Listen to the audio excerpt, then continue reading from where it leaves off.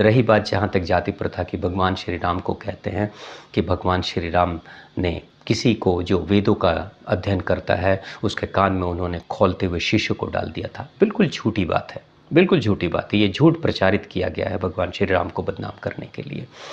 भगवान श्री राम अगर जाति भेद को मानते और जाति प्रथा जैसी कोई सोच उनके मन में अगर होती तो कभी भी वनवासियों को, जो ट्राइबल्स हैं, जिनको हम वननर कहते हैं या बानर जाति है, उसको कभी भी गले नहीं लगाते।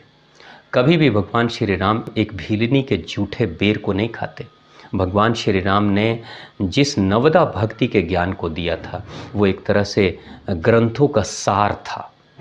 उस सार को, नवदा भक्ति के उस ज्ञान को भगवान श्री राम उस भीलनी महिला को देते हैं, उसके जूठे बेर स्वीकार करते हैं और उसे परम ज्ञान उपलब्ध कराते हैं जिसको हम नवदा भक्ति के नाम से जानते हैं। तो भगवान श्री राम किसी के शिक्षा के विरुद्ध में बिल्कुल ही नहीं थे, ये उनके आचरण से दिखाई दे रहा है। वो जाति भेद को नहीं मानते थे, ये उसके आचरण से दिखाई दे रहा है।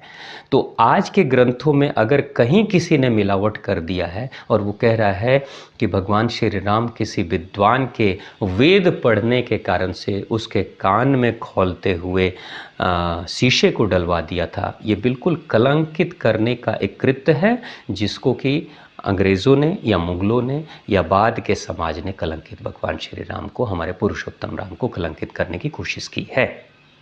क्योंकि जिसका आचरण ऐसा है, भगवान श्री राम तो इतने महान हैं कि जो राक्षस कुल के उस दुराचारी रावण के घायल हो जाने के बाद, निष्क्रिय हो जाने के बाद जब वो धरती पे पड़ा था, तो उस वक्त भगवान श्री राम अपने भ्राता लक्ष्मण जी को भेजते हैं कि आप जाओ और उस परम ज्ञानी से ज्ञान लो। यानी उनके हृदय में तो किसी के लिए भेद नहीं है। तो जिस भगवान श्री राम के हृदय में कोई भेद नहीं है जाति को लेकर, उस भगवान श्री राम की पूजा करने वाले हिंदुओं के मन में वो भेद कैसे चला आएगा। मैं इससे इनकार नहीं करता कि छिटपुट घटनाएं हुई हैं, थोड़ा मन में वो चीज़ें रही हैं, लेकिन कभी ऐसा तो नहीं हुआ ना कि हमने पूरी तरीके से उनको बाइकाट किया। अगर बाइकाट करते तो आपको पता है भारत में जो हमारी बहनों की शादी होती है तो आज भी वो जो डाले हैं, आज भी उनके मौर कहते हैं कि वो दूल्हे राजा को पहनाया जाता था, वो किसी शेड्यूल कास्ट के इंसान से ही लिया जाता है।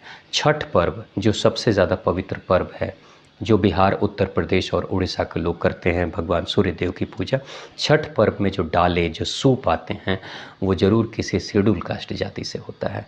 अगर वो पवित्र नहीं होते या उसे हमारा समाज पवित्र नहीं मानता तो उनके हाथ का छुआ हुआ वो डाले क्यों ले लेता। तो इसलिए हाँ, घटनाएं हैं, लेकिन जाति भेद इतना भी नहीं है कि हम एक दूसरे के जान के प्यासे हो जाएं, ऐसा नहीं है। लेकिन छुटपुट घटनाएं कहीं कहीं घटी हैं, मगर इसका मतलब ये नहीं कि पूरा का पूरा हिंदू समाज इस चीज़ के लिए लाइसेंस दे रहा है कि तुम निम्न जाति के लोगों को मारो, उसका शोषण करो। ऐसा कभी भी नहीं हुआ है। इसका एक जीता जागता एग्जाम्पल आप देख सकते हो कि हमारे अनेकों मंदिर हैं। भगवान शिव का मंदिर है, माँ भगवती का मंदिर है, हनुमान जी महाराज का मंदिर है, राम जी का मंदिर है, भगवान कृष्ण का मंदिर है, जैन मंदिर है, बौद्ध मंदिर है, अनेक मंदिर भारत में हैं। सिख के गुरुद्वारे हैं। ये सब लगभग सनातन धर्म से ही निकले हुए हैं। सब लोग, चाहे वो गुरुद्वारा हो, चाहे वो जैन मंदिर हो, चाहे वो बौद्ध मंदिर हो, चाहे हिंदू मंदिर हो, ये सब सनातन धर्म के ही भाई बहन हैं। तो कभी भी आपने नहीं देखा होगा कि कोई हमारे समाज का एक वर्ग जो दूसरे से नफरत करता है और उनके पूजा स्थली पे हमला करता हो। ऐसा शायद ही आपको कभी मिला हो।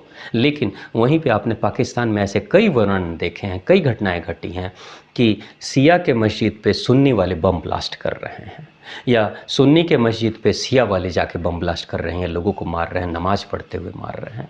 ये सब क्या है? आप देखिए, ये नफ़रत है। नफ़रत इस कदर फैला हुआ है कि वो एक दूसरे के ही शत्रु बने हुए हैं। जबकि भारत में ऐसा कभी नहीं हुआ, ऐसा कभी नहीं होता और नहीं हो सकता ऐसा।